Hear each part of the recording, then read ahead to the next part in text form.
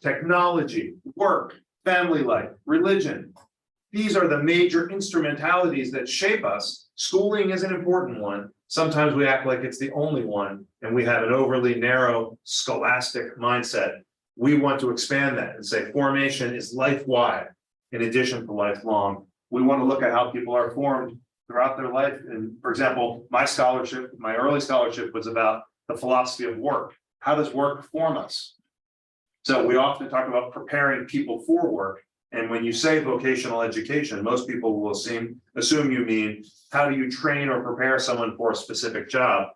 My work is about how does our work shape us in turn? So vocational education as education through vocation. So these are the kinds of questions we want to take up to expand what has been done at Boston College before. And the president and the dean are very excited about having an academic department of formative education that will complement all of the different efforts on campus to form undergraduates. So these are just a couple of examples of the questions that we like to explore. So how do we educate whole persons for lives of meaning and purpose? How do we cultivate community through our educational efforts? And how do we nurture vision and values, which are sometimes left out when schooling becomes instrumental and worried about mainly test scores in a couple of areas? So we started with 2 programs, and we are rapidly trying to build 2 more. So when I was in my former department, I created the program for undergraduates called Transformative Educational Studies. And that has moved to the new department with me. That's an undergraduate major. We get undergraduates interested in these questions you see here. What does it mean to be educated? Is schooling, is it a force for social reform? Does it tend to reproduce the status quo? What is the place of a school in society? What sorts of schooling might be needed, particularly in democratic societies? When did we invent schools and why? I mean, schooling has been in some form for thousands of years, but in what we think of as schooling now is quite young. And why? Why did it arise toward the end of the 18th and beginning of 19th century across a range? I'll tell the Western part of the story, and you can tell me how history of ed may differ here. But what we see is schooling arising in something like its current form around 1800 to 1850 across a range of European countries and in the United States. Why then? What social forces led to its birth? How has it shaped us in the 2 centuries since then? And given the modernity that it has helped to shape, we now face a set of social conditions and problems quite unlike what they faced at the end of the 18th and beginning of the 19th century. So how must schooling evolve to deal with those new social realities, those new social predicaments? And how do we make sure education is helping people lead flourishing lives and fostering just communities? These are the kinds of questions we get undergraduates interested in asking. And I'm going to say, I know professors always think their students are more excited than they are, but I'm going to say we get them excited to ask these questions. And one of the ways we do that in transformative educational studies is that we make the case to them that the subject that they are studying is their current life and couldn't be more practical. Because in my view, higher education, we don't call it more schooling or higher training. We call it higher education. Why? Because we hope that it marks a new kind of a process. And one of the ways we might distinguish it is that the student now takes more of a lead in directing and shaping their own learning. So students have a sense of that, but rarely is a space opened up to give them resources for doing that work. So by offering them a major where the central question is, what does it mean to be educated? Right when they need to be grappling with that question in order to shape their college career, they often tell us that they feel invested in this in a way that doesn't feel simply academic, but helps them figure out how to register for the next semester's classes. You know, why did I rush into electing these 2 majors? Is that really what I want to do? What do I want to do with my life? What do I want to learn? How do I learn? What happened to me through K-12 schooling? It's amazing that students from the age of 5 to the age of 18 are put through a process that often feels very passive and mysterious. What's the point of it? Who is doing this? We ask students, Did you ever wonder why you're being asked to go through this process? What's the aim of it? Why was it conducted in this particular way? And usually the response we get is, no one ever asked, and thank you for asking. We would like to review it and look back and say, what happened to me? How did I turn out the way I am? And is it too late to change? And the answer is no, it's never too late to change.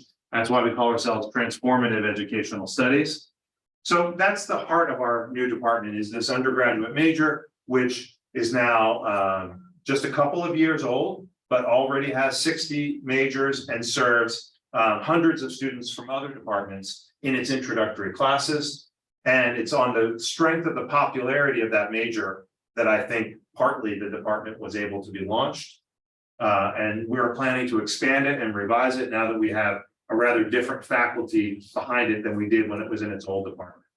We also inherited a master's program called Learning Engineering, which trains which educates instructional designers, people who design educational experiences, often through technology, and who draw on the learning sciences to think about how people learn in different contexts, and to become someone who could maybe develop educational video games, or work in a center for teaching and learning at a university to create asynchronous online courses, or to work in corporations and think about learning not in narrow scholastic terms, but drawing on the full range of the learning sciences. So I'm pretty new to that program. It was not in any department. It was built in a non-departmental space, and now it has a departmental home, and we'll be working with those professors to build that program.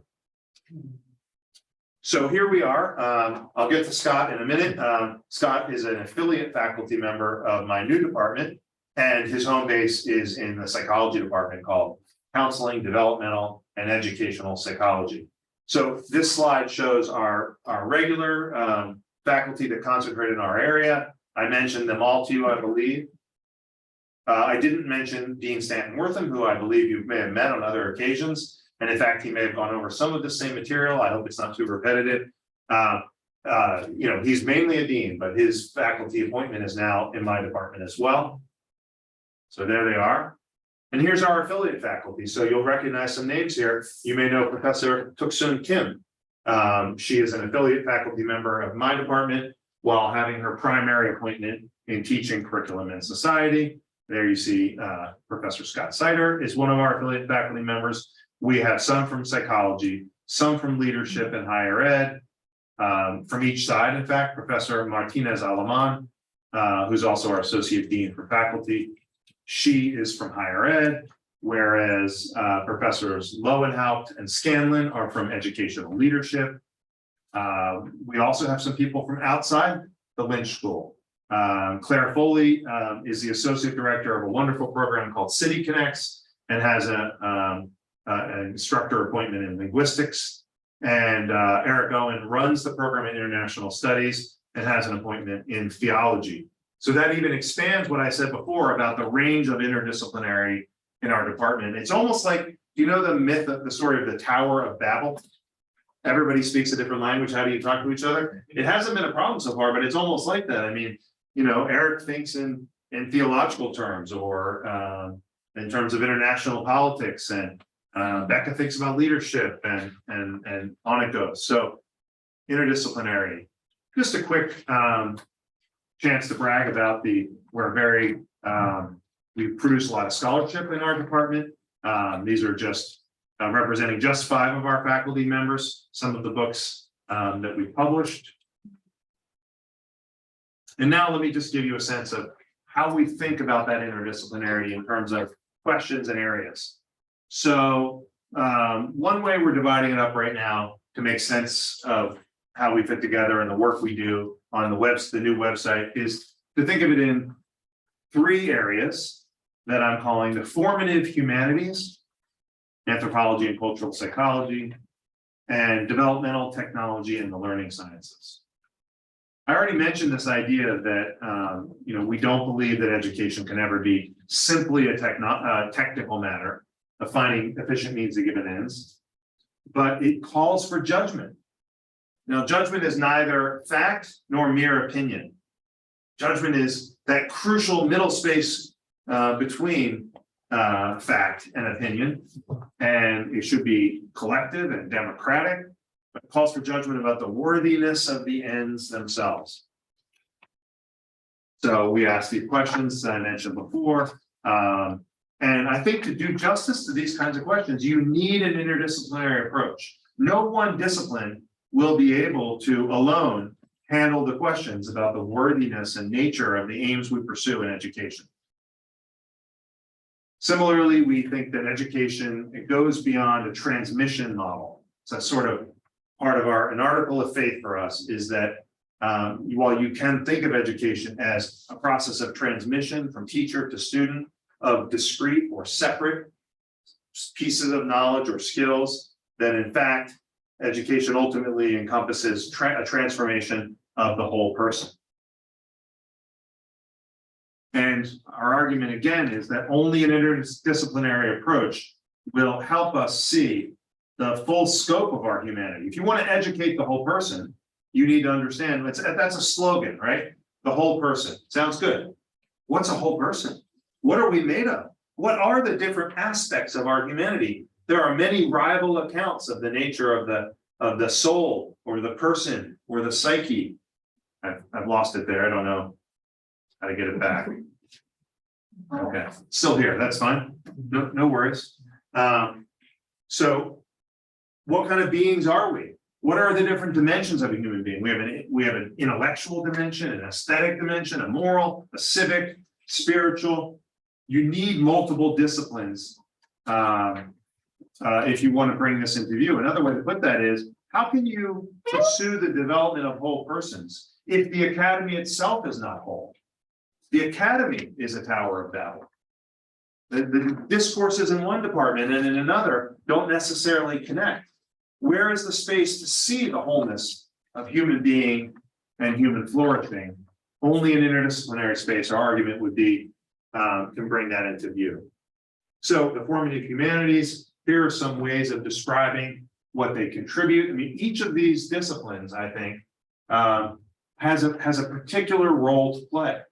So I like to think of the study of educational philosophy, and I describe this in detail in my book, The Good Life of Teaching. So if you're interested in this, you could look at chapter 8 of that book, as bringing into conversation 3 perennial and humanistic questions. What is the human condition or human nature? What constitutes our flourishing? And given this understanding of the kind of beings we are and the good for human beings, what is it that fosters our growth toward that end? So bringing those 3 questions into conversation describes the role of philosophy of that, at least in my view. And of course, history enriches the educational imagination. I know of no, I'm not just saying this to flatter you in your field, but I know of no discipline that does a better job of revealing to us. I'm going to use a term in English that even when I talk to people who their first language is English, they don't know what I'm talking about. So you know the word myopia. So when it's like a problem with the eyes, but it's also a problem with the brain, right? We get so close to something and we fail to see the whole thing. I know of no discipline more powerful than history at helping to reveal the nature of our blinders.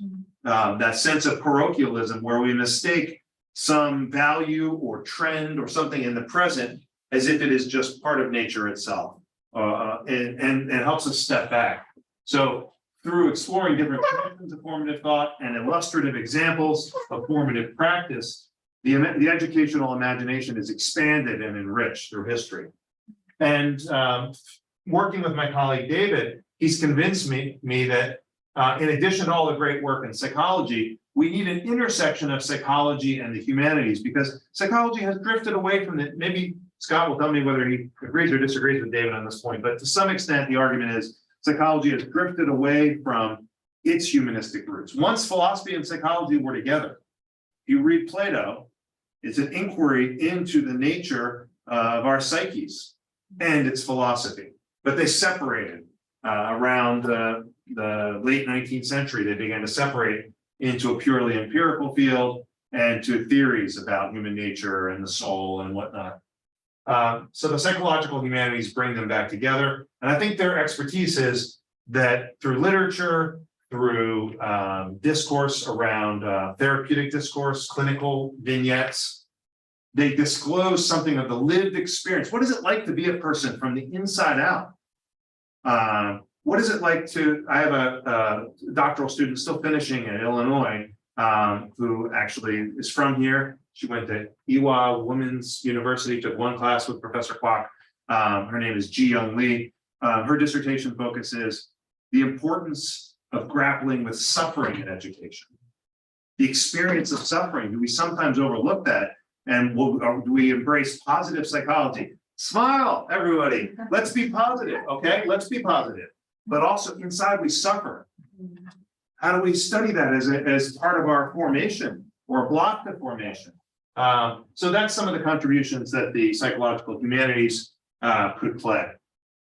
How about anthropology and cultural psychology? I won't go through all of these, but these are the kinds of questions we ask. Dean Wortham is a linguistic anthropologist and really focuses on the way language structures thought and relationships in social life. Professor Katie Bolton is a cultural anthropologist and looks at the ways in which culture frames values and what it means to live a meaningful life. So those are crucial disciplines in this quest to see and foster the development of the whole person. And my colleagues, Marina Bears and Janet Kolodner, what they bring to the study of formative ed is they draw on a wider literature of cognitive, social, and cultural processes, and an expanded sense of what a learning environment is. It might be a school, it might be a family, it might be a workplace, it might be an online space. So they study in particular many of the informal contexts of learning. And they also bring to the fore the idea that, is anyone here interested in the nature of making? Making. Baking. Like cookies? No, making things. Like, how do I make this bottle? Your doctoral student studies this. And by the way, she's right. Tim Ingold was quite good. We should be reading him in philosophy then. So how do we learn? How does knowing related to making? Marina believes that you cannot know something fully unless you try with your very hands and mind to construct something. The two processes go hand in hand. That's very different than the model that the knowing happens over here, all up here, and then later someone will apply that knowledge to the process of making. They believe that learning and doing or making are intertwined.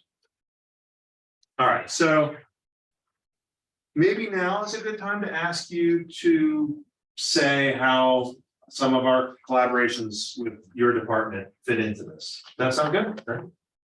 Right. Well, first, let me just say thank you so much for inviting us. It's a pleasure to be here and exciting to learn more about SMU over the next few days. I just want to very briefly share like a practical challenge of doing interdisciplinary work that we're encountering right this moment. And I'm curious to learn whether it resonates with SMU or is quite different because they're of course they're two different contexts. So in the United States, Boston College is a private university, and so it is ultimately a business. And so for doctoral students bring prestige to our university, but doctoral students cost us money. We fund doctoral students. Well, we're doctor students now. Yeah. Undergraduates, bring in tuition dollars, but the different schools don't. But they're not. From a cost perspective, like the president's office sort of thinks, well, we have 9,000 undergraduates, and we don't really care if they're majoring in education or computer science or psychology, as long as there's 9,000. And so in the United States at Boston College, it is master's degree students where the university needs to make a profit, where the university needs to bring in tuition dollars. And so both my department, Counseling, Developmental, and Educational Psychology, right now does not have a master's degree program, and Formative Education does not have a master's degree program, and that's a problem for us because because if you don't have a program that is bringing in funds, it is much harder to ask for a new faculty line or additional resources. And so this is a common problem between our two departments. We feel some pressure to develop a master's degree program.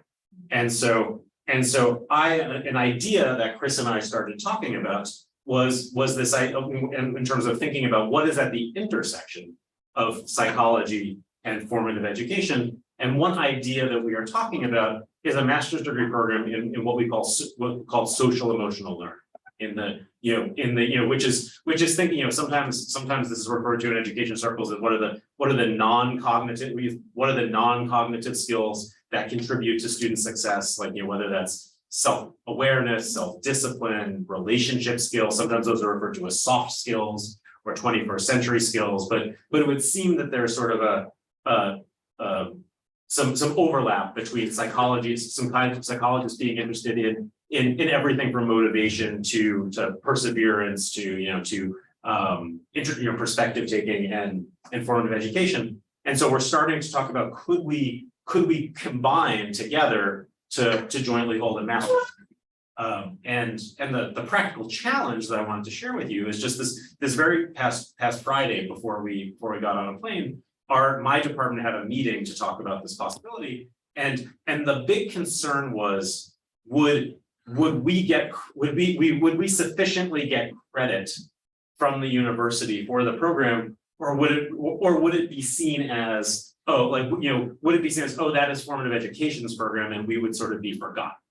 And that was just a really interesting, and that wasn't because we thought Chris and his colleagues were going to try to take credit, but we wondered if the university is structured in a way to recognize a collaboration, or whether the university kind of needs to put things into a single box. And so I thought that was an interesting conversation. And one of the associate dean who sort of joined us for the conversation tried to reassure colleagues of mine that we at the School of Education can pay attention to this collaboration and but I think there remains some nervousness about will we, if we put effort into making this happen, will it sort of engender the resources that we hope it will. So I just wanted to share that thought about a challenge related to doing interdisciplinary work that we are literally trying to figure out right now.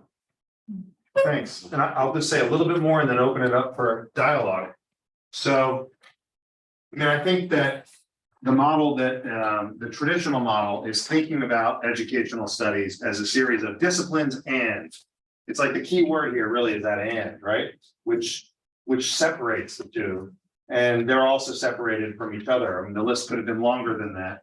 And I think that it's really time to rethink that model. So I think that there's at least two problems I want to talk about here, and we can talk more together. So first is it rests on a metaphor that I think has been rethought and criticized. Well, the foundations metaphor. You can tell me whether the same discourse works over here, but traditionally, philosophy of ed, history of ed, sociology, the idea is first you need theory as a foundation. Later, you will build a practice upon that foundation. I think that was maybe a good rhetorical move at the time, but it's not a good rhetorical move now. And I also think it happens to be false. I don't think that first you have a foundational theory and then you practicing. The two are much more interconnected, and there's a circle between the two in the way we learn. You can also just emphasize the fact that the model is application. I mentioned the and, the idea that that what a practitioner is somebody who takes an idea that was already thought out by somebody else and then applies it in the scene of practice. That doesn't offer a rich description of practice. I would rather think of a practitioner along the lines of what Aristotle called phronesis, practical wisdom, which is in the scene of practice, you are doing creative thinking about how the general aim makes sense in the particular context. What Aristotle thought was that when you apply something, you better be learning in to revise your original idea of the general. So you want to pursue justice. That's a good generalization. But now you find yourself in a situation. What does justice mean in this situation? You must let the situation teach you more about what justice means and not just be somebody who applies in a one way. Moral principle, moral application. Well, similar to foundational knowledge, we would hope that people, that there's a rich dialogue between the concrete scene of practice and generalizations from history or philosophy or anthropology. And I think also feedback from students suggests that, a course that's labeled philosophy of ed, history of ed, that they don't necessarily, what happens is they don't see education in its integrity. It feels fragmented across the different disciplines. And that's leading with the discipline. So you're learning philosophy as a discipline, which through that end will be applied. And I think there's a limitation to that model that we need to rethink. And I just want to say very briefly how we do that in the Transformative Educational Studies program. So let me just give you a sense of a couple of the classes. So we welcome all students with a class called the Educational Conversation. Now, if you wanted to know, it is like maybe 3/4 philosophy and 1/4 history. But we're not saying it is a class in philosophy of ed, a class in history of ed. It's a class that is about inviting students, finally, they've been passively educated, but now it's time for them to find their voice in the great educational conversation in which people have debated in interesting ways, what is the good for human beings and how do we grow into that state of human flourishing? So it's a focus on a question. What does it mean to be an educated person? And a conversation, not on a discipline, though it does largely draw on philosophical and historical texts to help them have interlocutors, people to talk with in this conversation about what it means to be educated. Then they go to a class called Reimagining School and Society, where we ask these questions I mentioned before: where schooling came from, what were its origins, what social purposes did it solve, how does it succeed or fail in meeting the demands of the present moment, how might it be transformed? So this is a class that has some philosophy, some history, but now even more sociology and anthropology of education. But they're working together, and we don't lead with the idea of the disciplines, we lead with the question about the nature of schooling. And you can see some other classes. So this I like to think of as Scott's class because he developed it. He's the only one who's taught it so far. So here, if these two are a little bit further from practice, Scott brings people into a dialogue with practices, of curriculum, pedagogy, and designing a school so that it can be a transformative space. So our classes are interdisciplinary themselves, and I thought that might be a useful way to think about how we get past that classic disciplinary applications model. Students also have to choose 2 of these 4. We just added this class with the arrival of Katie Bolton, helping to look at how religion and education intersect in different cultural traditions. For example, in the United States, everybody, when they see religion and education, they think of them as 2 things which must be held separate by a kind of firewall because of this important clause in our Constitution, the Establishment Clause, that says that the federal government may not establish any one religion as a state religion. That means that our public schools must be very careful not to teach anything about what vision of the good life is better than another, but to try to remain neutral on questions of ethics and how one should live. And what Katie teaches her students is that in different cultures, that division would seem absurd, that questions of education and questions of religion are more fully integrated. So this is just a quick sense of our curriculum. And I don't know what slide to leave this on, doesn't really matter. Maybe here, since this is the model that we're talking about.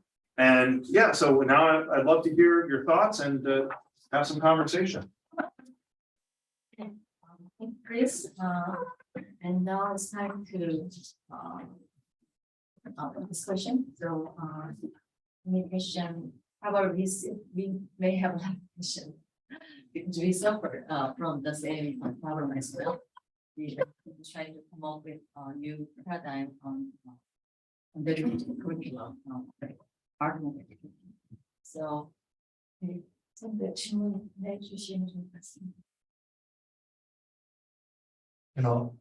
a father. Have to pick up my two elementary kids around 4:30. Yeah. Sad story. And so I have to leave early. So I have a question about your presentation. So after graduating your program,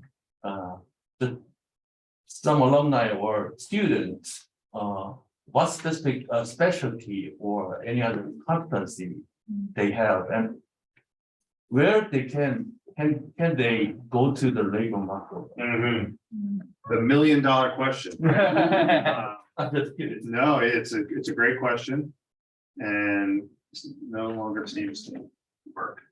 I have a slide about that, but basically, we attract a range of students. Some want to be classroom teachers, thank you. And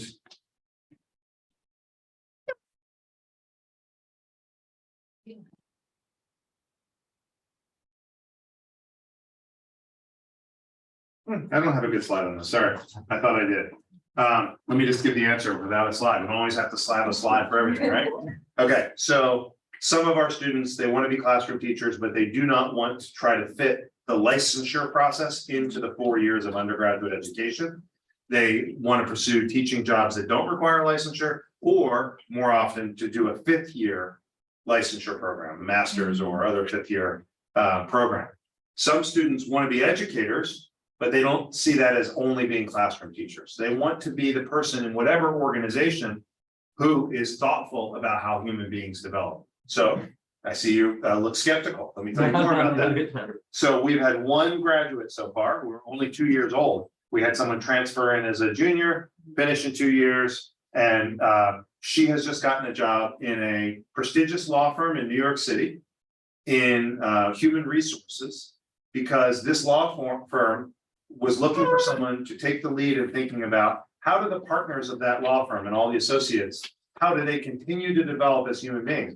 I've never heard of such a law firm. I'm very excited to visit. This is amazing. But apparently there are law firms out there that say it's not enough to just break hour after hour, on contracts. How are you going to keep growing and developing in your life of practice? And that's her first job coming out of college with a bachelor's degree.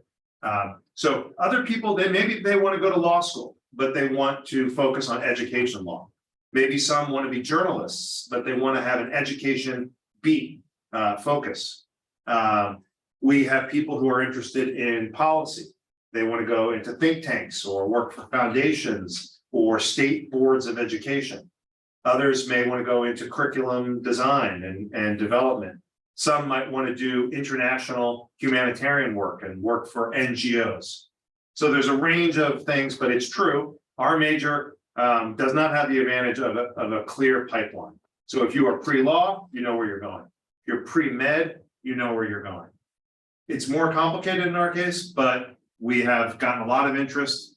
And that's even at a school where I know it's very expensive school. Parents want to say, what is your major? How will you get a good high-paying job immediately upon graduating? And so far, we seem to still be attracting customers, if you will. However, a lot of our students do double major, and that's another source of our students. So maybe it's their other major that will lead primarily to their professional goal, but they think, you know what? Maybe they believe what I told them, which is we should call no person liberally educated. You know that concept of liberal education?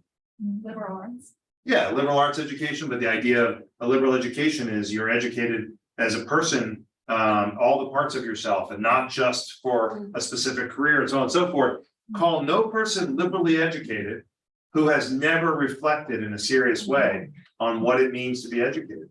We make that argument, and to my great surprise, students, they agree.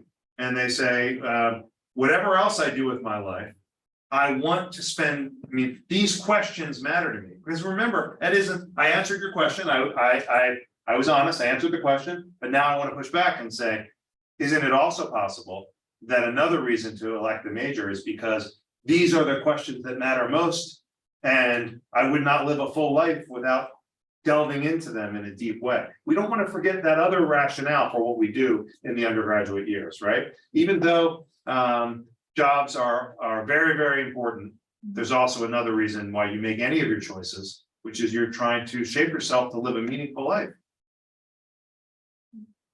I have two quick questions. One is, while there exists a program titled Transformative Educational Studies, why did you have the name of your newly created program as formative education? That's the first one. Second one is, when you introduced the undergrad program as transformative educational studies, yeah, is it associated with in any way to teacher credential program?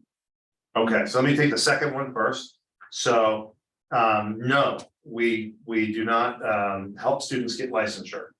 However, we have a large number of double majors with elementary ed or secondary ed. So those students are going to graduate with a full major in transformative educational studies and Massachusetts licensure, initial licensure in secondary, in biology or history or chemistry, or in elementary. And what those students are telling us is they want to go to the classroom immediately, but they want to have thought deeply about things like, what is the place of schooling in society? For example, have you, I don't know if you follow the news in the United States, that the school board meetings in the United States have become massive political battles of people screaming at each other over masks, over critical race theory. Future teachers want some tools to think about the politics of education. And so our elementary double majors, our secondary double majors report to us, that's a great combination. They have their licensure program with its practica and pre-practica. And then they have their chance to think about some really cool issue, like how do people get educated in East Africa? And how does that change the way I think about the nature of education and religion and so on and so forth? So that's the second question. No, we're not a licensure program, but we partner with them. What a great question, the first one. We came up with the name Transformative Educational Studies because of this idea that we wanted to study the ways that human beings transform themselves individually and collectively. We also thought that the word transformative could capture the fact that we want the program to be felt by the students as personal and meaningful and transformative for them. So we study, transformative education, and we think that study is itself potentially quite transformative because of the fact that, as I said, students haven't been invited into this conversation before, but need to be as they enter higher education. Formative ed is the slogan that the Jesuits use, that Boston College uses. And so the new department is a department of formative ed. Here's my attempt to say the two can't be that far apart. Why? If you're forming someone, you are helping them develop not only into something, but out of something. You could argue that all learning is unlearning. And sometimes difficult unlearning. It's difficult to let go of a worldview, to see one of your own blind spots, to rethink a value that had organized large parts of your life. So formation entails transformation, but it's a difference of nomenclature. I would say maybe the downside of the phrase formative is it doesn't emphasize that transformational nature. The downside of the name transformative is it's kind of a buzzword. Like, if this bottle of water said, quenches thirst and makes you live a long, healthy life. Transformative is a little like that. Add the word transformative and it's like, thumbs up, transformative. So both have their limits, but that's why they're different. They were born in sort of two different places, but they harmonize pretty well as well. I wish your buzzword came to be a real need afterward. So your program really contributes to all kind of educational organizations, like putting to the way, transforming the world. I from time to time completely, and then as you said, their department name is Department of Formative Humanities. So formative is pretty much used. Their way of organizing the education sciences. The problem is pretty much dry. I mean, they are doing as much as like we do, and then whether my guess is their approach is more toward divided sciences, more divisions instead of coming together or integrations. And then what I felt from your presentation is that you're trying to create courses for problem-based or something we should do, and then bring the traditional disciplines into the context. And recently, I think our department also tried to that kind of change, right? And the limitation we feel is that although we try to change from traditional knowledge-based kind of discipline to problem or some action based ones, usually the teacher is one person teaches the course, and their orientation, academic orientations, just dominate the whole process. And the question does remain at the end of the course classes. The student couldn't have a real answer, although the class is finished. So, I mean, I learned about kind of your strategy to integrate the given things. Do you have any fact problems, current kind of issues that needs to be like go further or transform your program more fit into the purpose? Thank you for your comments and your question. When the new faculty met and talked about how we should expand and revise the program, one of the things we realized is that it's easy to talk about formative education and educating the whole person, and it's harder to enact that in practice. And we started talking about, well, what if we took that very seriously, that we don't see a program as a series of courses that add up credits. We don't see a student as a person that we meet just twice a week for 75 minutes each. How could we build a program that truly did engage the whole person and help them start to feel? So every university in the US has an office that will say that living and learning must go together, but very few universities achieve it. Dorm life is separate from classroom life for the most part. How could we make our program? So what we're on the edge of, you asked sort of, what are the problems we're trying to think through right now to go further? I think we're thinking about how could we have some courses be not the traditional, students meet in a room for 75 minutes twice a week, but a series of across a semester evening sessions that are more experiential. For example, maybe 1 week we all watch a film together and discuss it. How can we involve the juniors and seniors, the upper class students, in designing those experiences for the newer students? And we're starting to play with ideas about how to make our program enact formative practice and not merely study it.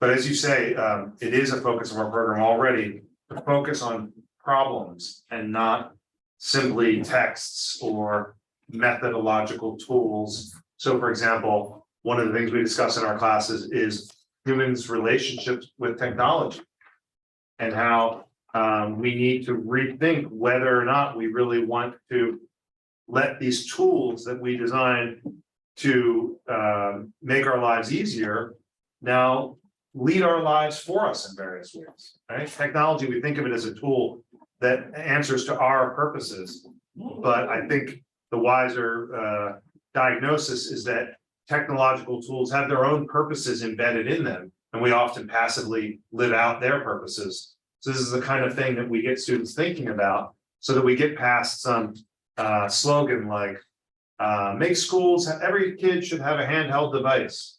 Why? Why is that a better pedagogy? Why is learning online? What are the advantages of it? So the students start to feel, I think, that they are asking these questions and that they're real questions, not just academic questions. So for example, when they're juniors, they take a class called, it's actually now called, The Art of Educational Inquiry. And in that class, the juniors are invited to spend the semester developing, we start by asking, what are your burning questions? What matters to you? And then we help them to refine and develop that question, to find a literature to be in dialogue with, and the class culminates in an inquiry proposal that if they want, they can then do as a senior thesis the following year. And we have our first student in our third year. We have our first student doing a senior thesis, working with Scott. Our student Kelly Ward wants to understand. Can you say what Kelly's topic is? Sure. I think it's a really terrific thesis question. She's, Boston College is a Jesuit, Catholic university. And it places this real emphasis on formation and formative education. And Kelly's question is how do non-Catholic students at Boston College experience these formative practices? So she's trying to do a qualitative interview study with students at Boston College who are not Catholic. How are they making meaning of these formative education practices? Are they getting as much as the Catholic students out of the experience, something different, less? So that's what she's exploring, which I think is a worthwhile question to explore.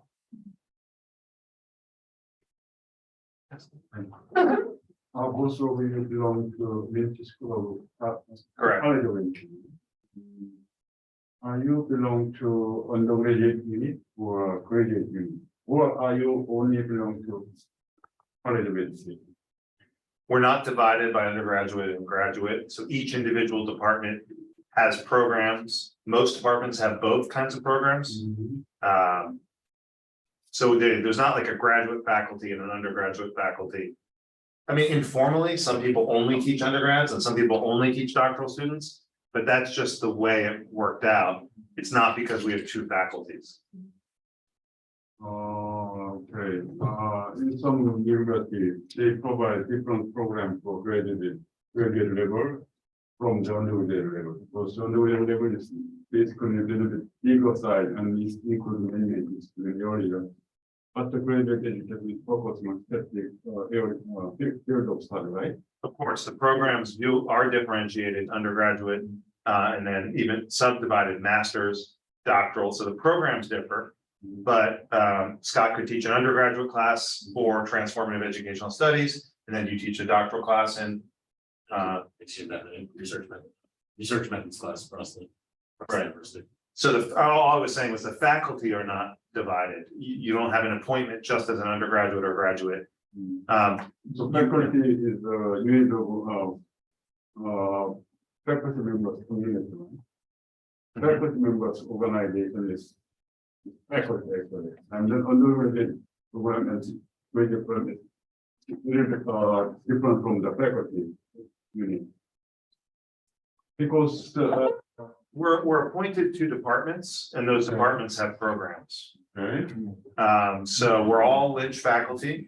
Scott's in CDEP. The faculty is faculty members, not the academic unit.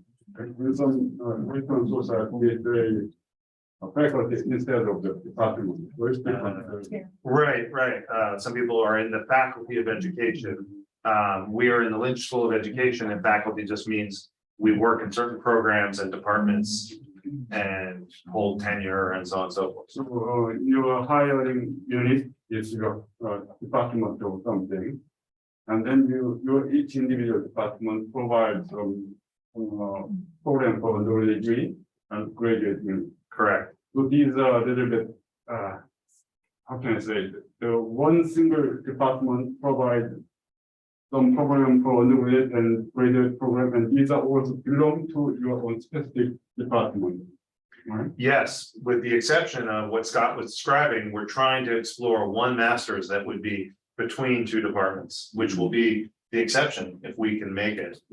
And by the way, Scott and I were hired together in the same faculty search, and that search was Lynch-wide. It was not for a department. It was called Formative Education, and they were searching for multiple people in any discipline. So we had to convince them, Scott said, you want a psychologist here? And I said, you want a philosopher? And so I was put into teaching curriculum in society because my department didn't exist yet. Scott was put into psychology. But it was our dean is trying to say that there are some concerns, formative ed, that transcend the individual departments so that we can have an identity as a school of education and not just separate identities As a department. as a department. Okay, that is very critical for interdisciplinary teaching what is it. But in our case, most faculty members, we feel like we belong to a specific department, and then college-wide interdisciplinary teaching what is not possible in any case.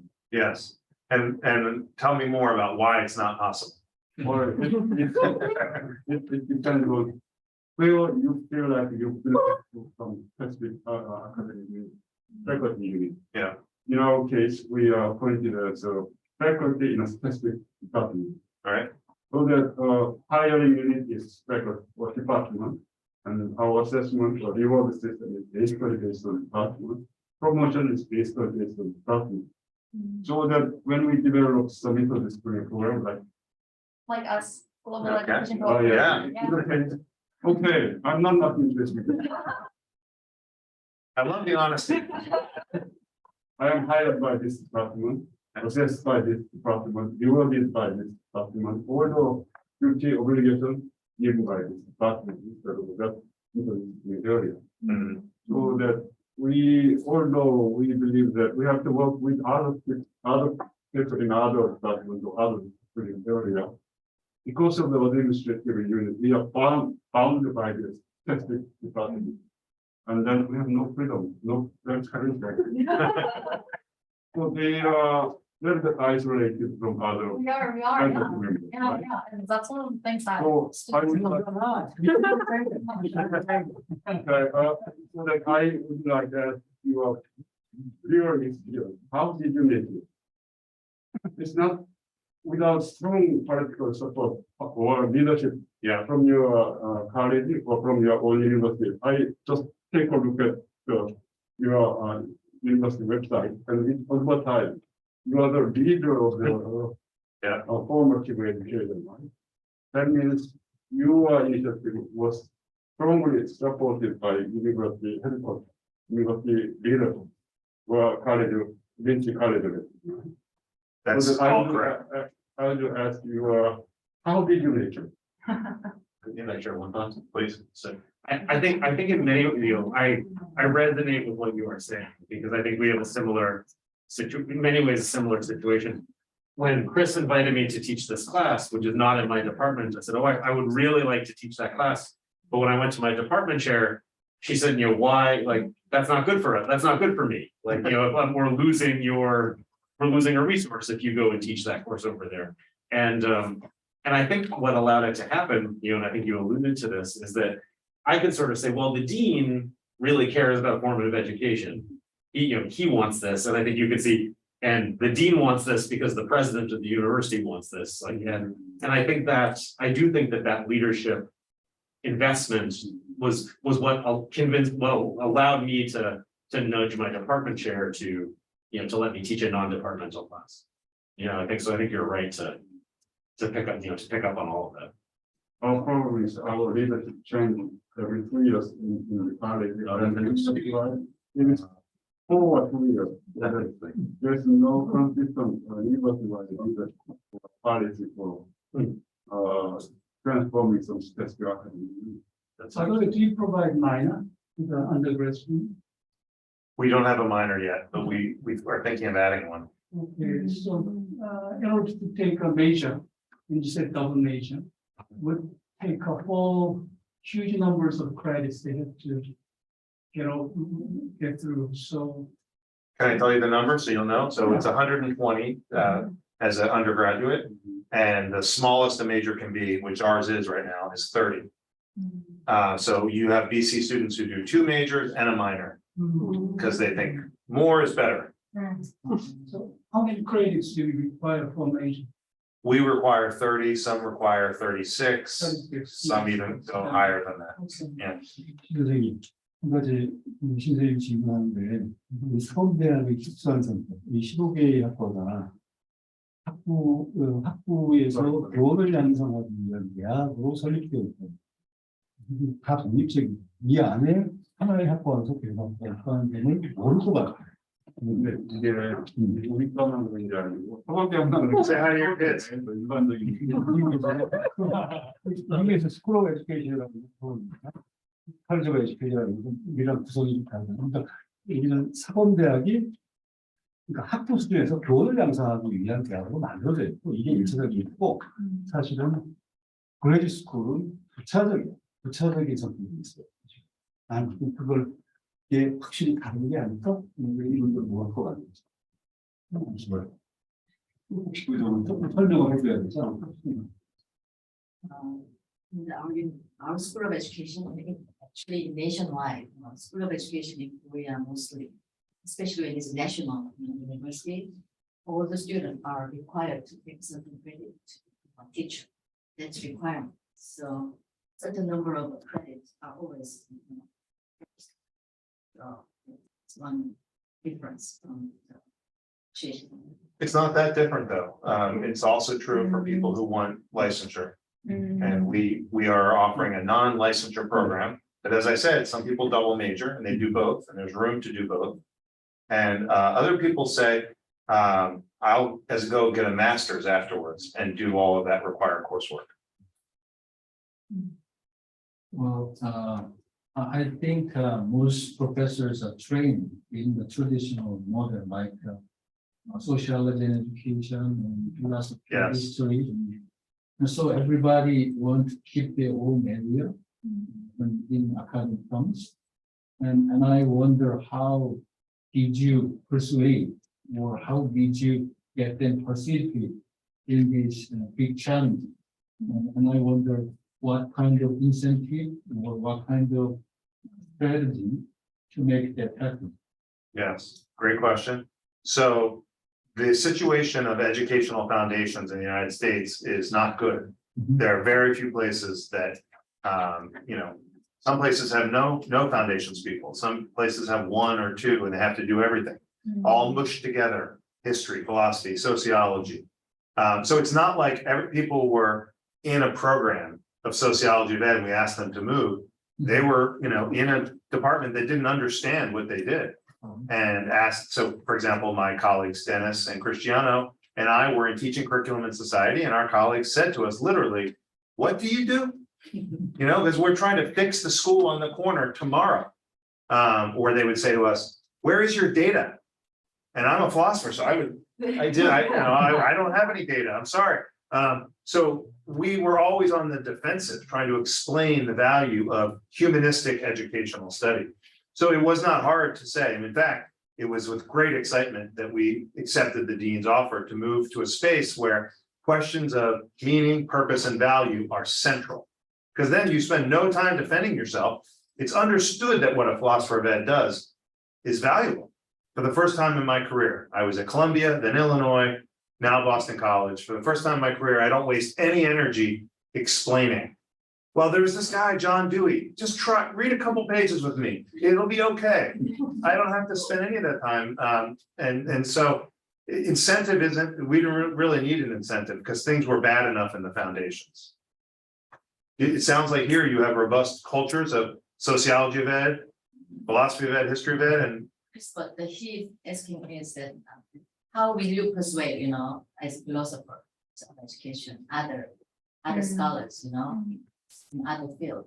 In general, he's asking, it's very hard to co-work with people from other field, so what could be the good strategy, yeah, all right. to persuade others to co-work with ourselves or, I agree that we've all been socialized into our disciplines, which means a way of asking questions, the texts we read. It also means that we have been taught that our most important audience is our fellow specialists at the annual conference, right? So I'll be speaking at KPES on Saturday, and I love American PES. It's my home community.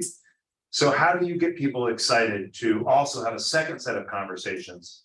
I mean, I think if you can get them in the door and start having the conversations, it's the richness. I have learned already in 2 months quite a bit from my colleague in anthropology. I mean, now I think, why was I not talking to anthropologists more throughout my career? I mean, I have a richer sense of the very things I care about. So, I mean, in some ways, the proof comes from doing the dialogue. And we'd also have to say, what we want is, let me try calling it transdisciplinarity rather than, I don't know what the right word is, but not something where they're all mushed together and they lose their identity.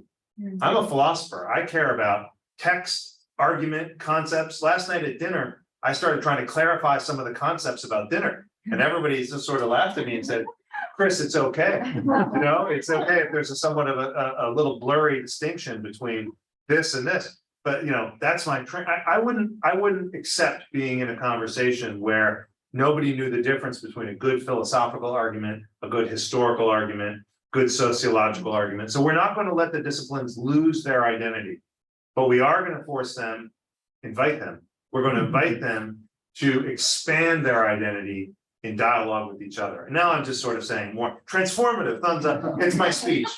Transform your identity in dialogue with each other, but it's not just a speech, it happens. I mean, haven't you had the experience where you suddenly realize there's something narrow about your discipline and there's a very cool other way to think about things from another discipline? How long did you talk about that issue with the other faculties? It needs a lot of consensus about curriculum building, and it seems to me that your curriculum looks quite neat, and I didn't see that kind of topics in the curriculum. So in the case whenever we try to develop new curriculum just for one semester, it takes a lot of time. And I wonder how did you make that kind of long curriculum list, which looks very new and challenging. Well, so just jump in anytime you want to. That process was accelerated because we were losing students in the licensure programs and teacher education, and the dean said, Ana Martinez Alaman, our associate dean, said, I had proposed a track and a master's program on educational studies. And she said, great, except I want it to be undergraduate, I want it to be a whole major, and I want it in 2 months. So I got to get together a committee, and we had this pressure to make it, and we just compromised and built it, and I don't know, it worked, and it was pretty quick. So now we're a whole department. Now we're trying to build a PhD program, and it's challenging. So I have a subcommittee of 4 people. One intellectual historian, one historian, one philosopher, one anthropologist, and we came up with a proposal and we brought it to the other 4 people. And guess what they said? I don't see my discipline in it enough. I mean, there were a lot of words, but if there was like subtitles, like in a movie, each person was basically saying the same thing. I would like an entire course called "My Discipline is Very Important." And I had to agree that really the thing that we had built as our proposal, it did center some of the disciplines more than others, because they were the people at the table making. So I don't want to deny that it's a very difficult process. Should all students in an interdisciplinary doctoral program, what should be the first course? Well, I say, of course, philosophy. That should be the first course, And so we're going to have to keep working and compromising, and we don't want interdisciplinary department to mean students come, pick one of them, and you can, there's 8 disciplines. We want it to mean that the students themselves, and this at the doctoral level, this is radical. Because what does it mean to get a doctorate? It means to be specialized. So we are going to try to produce doctoral candidates who think about educational questions historically, anthropologically, philosophically, and in terms of the learning sciences. And we think we can help them get jobs, because they will be somebody who is a whole intellect and not just a specialist, and educational problems require multimodal analysis. So we're hoping they will get jobs at smart institutions that realize that in some ways, the professoriate has been, me included, trained in an over-specialized way, and a new kind of thinker is needed. Boy, I'm really good at the slogans today. Write these down. We need a new kind of thinker for the 21st century. How do you develop a new idea? For example, did you take some ideas from schools, right? Because basically you are trying to train more students. In the case, you may want to hear from your students. You're right. We need to do more of that. We did a survey halfway through the first year of TES to find out how they were liking it. I've done a couple informal surveys in classes. Would you be more interested in which of the following classes would you definitely take? And that's very interesting. So we had a class called Education for Ecological Consciousness. It was just an idea. And we said, how many of you would definitely take that? How many of you definitely would take a class about how language shapes our experience? And the answer was they're more interested in the ecology class than the language class. So yeah, I think you're right about that. The students can help us know what feels vital and what sort of feels like an old-fashioned academic way of organizing things. In this year, with the, I did a survey with the undergraduate students, and we asked them, what kind of competence do you need in the future? And then most of them answered like this: we need self-identity, integrity,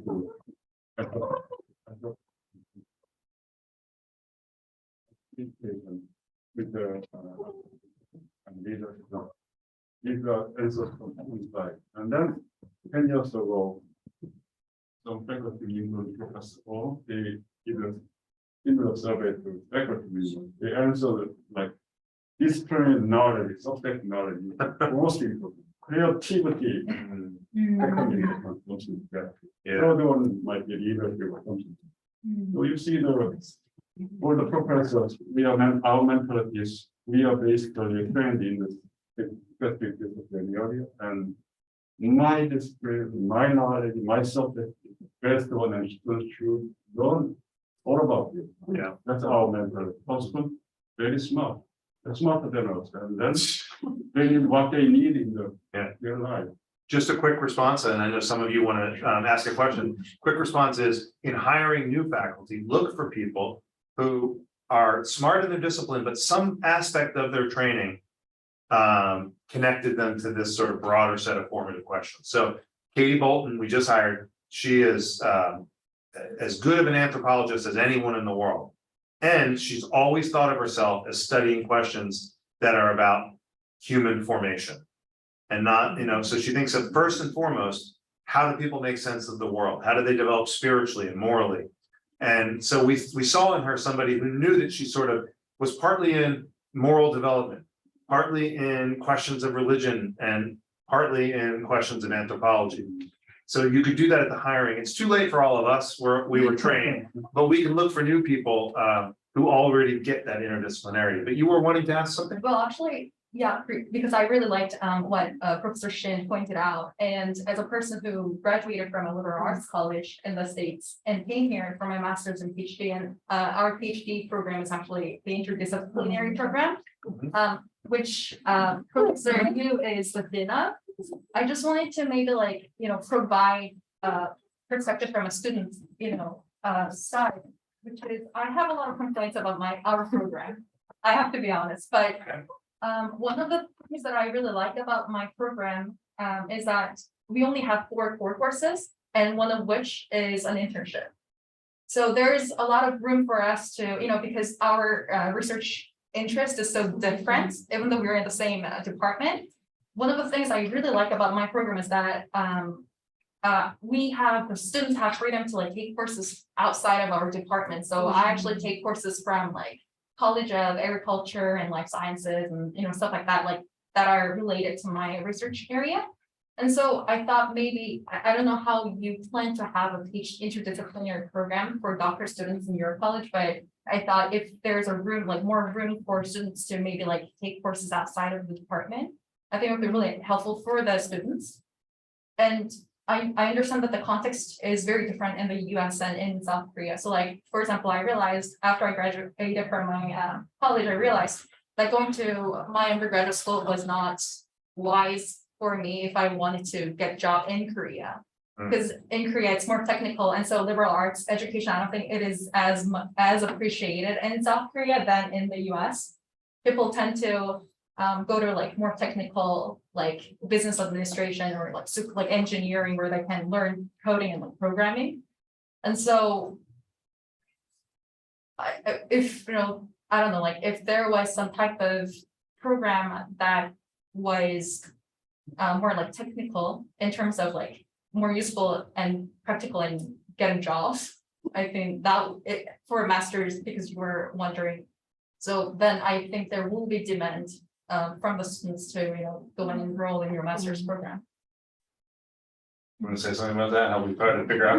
It's really good. Yeah, I appreciate your points. I think you're right. I think we have been trying to figure out if we got that master's degree that I described, is it practical enough that, that 40 students a year would want to join us? Like, and it does seem that in the United States right now, more and more schools are hiring what they would call like social emotional learning coordinators or directors, like to, and so we're actually going to do some research, some market research to try to learn more about like, is there sufficient demand from a career standpoint? Yeah, because I do think that's important.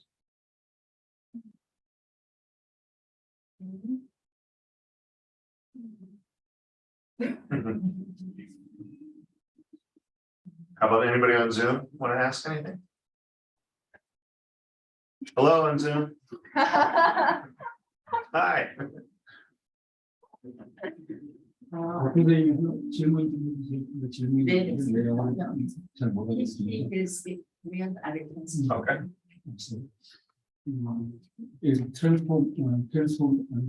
Formative Education이라고 하는 것이 무엇을 위한 것인가 라는 생각이 좀 타깃이 뭐냐. 교육연구 혹은 교육학의 좀 새로운 방식을 제도하는 문제인데 아니면 미국 교육의 현실화하면서 미국인들의 교육 또 커뮤니티의 교육의 문제 이 문제를 바꾸기 위한 이런 질문은 어떤 떠오르는 게 두 가지 텐데 사실 여기서 보면 Formative Education 디파트먼트라고 하는 게 우리 학과에 들어오는 학생들을 어떻게 교육학을 잘 가르칠 거냐 하는 문제에 집중이 되어 있는데 난 이게 굉장히 중요한 문제라고 생각이 드는데 사실은 아까 얘기했지만 교육학의 문제, 교육학 밖의 이 타겟이라고 하는 게 안과 밖에 있는데 이 문제에 대한 생각을 같이 지니고 있는지 없는지 이 문제. 앞에서 보면 미국 교육과 또 이 커뮤니티에서 문제 이런 문제를 제기를 하고 있지만 여전히 이 학생들에게 학부나 대학원 등을 위한 교육안에 라는 생각을 지우기가 되게 어려워요. 혹시 교육학 내부 문제는 미국 교육 문제 이 문제에 대해서 혹시 어떤 고민을 해보는 게 있는지 이런 생각. Raised quite Complicated question. First of all, I think it's very important question. What's the purpose of developing this sort of part? This kind of actually in your vision or maybe statement vision, I don't know, has to do with developing new form of education studies or just a way of responding to the social problems in the United States, where students are really needing these sort of questions. So he's raising, I think he's more interested in how we can formulate, educational research. As you said in the beginning, why education researchers were problematic with different questions, and but education is already very loaded process. So even the education researchers with empirical approach lead to interesting research, which is all about education. So he sort of pushing even think about what's the vision you have in building up this department, just respond to the current situation in education, or even have a bigger vision of building. Because you said we wanna raise the new thinker in the 21st century. We do have a bigger vision, but am I allowed to say both? That one of the things we want to do is make a statement that the humanistic study of education is important and should be continued. But our ultimate goal, I think Stanton would agree with this, is that we find the way education is practiced is too often narrow and instrumental. So you could say that we have these various dimensions. One classic division I mentioned is intellectual, moral, civic, spiritual, aesthetic. We focus on the intellectual. And then within that, we focus on a tiny part of the intellect. I mean, if you ask me, what is the current view of an educated person that people really truly hold given the way they practice, not what they say on a website slogan, but what they actually, how we practice in the schools. What is the reigning vision of an educated person? I would say something like a high-speed, pressure-proof symbol manipulator, which of course is a horrible description of a full intellectual life and ignores all the rest of parts of us. That's not to educate the intellect, but that's how we practice. So we do have a broader vision, which is, could we as a department be a leader in research that expands beyond that narrow instrumental vision of education back toward putting questions of meaning, purpose, and value at the center of education? Could we change schools? Could we also convince people to not see schools as the only educative agent, but education as life-wide? So does that answer the question? Okay, good.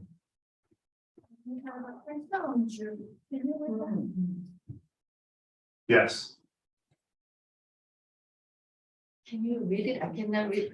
Does Boston College's Department of Formative Education have an integrated program combining a master's with a bachelor's, perhaps, maybe? Or if there isn't one yet, will there be one soon? I like that. Like, I better hurry up and build it so you can come and study in the program. That would be wonderful. So that is rare or non-existent. Would you say a program? No, I guess some undergraduate places give you a master's at the end of. So, I mean, I guess I think like there is not technically a combined program, but there are many, like what Boston College likes to do, you alluded to this, is it sort of invites students to stay for a fifth year, where they sort of, so they finish their bachelor's degree, and in 1 year they can begin working on their master's degree before they graduate. And so I would say in effect, we do have these. You're right. They're integrated at the level of you can take 2 of your master's classes during your undergraduate years. So they have a curriculum integration. Yeah. Okay, I think that people are reading, so. It was so, inspiring and so, informative talk. Actually, I told them, it will be more informal talk after this presentation. Oh, Really? No, we already did.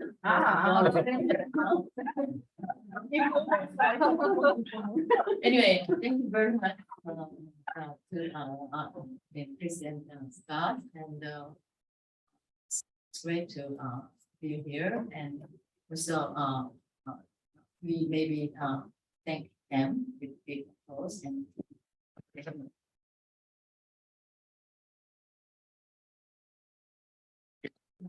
If you all-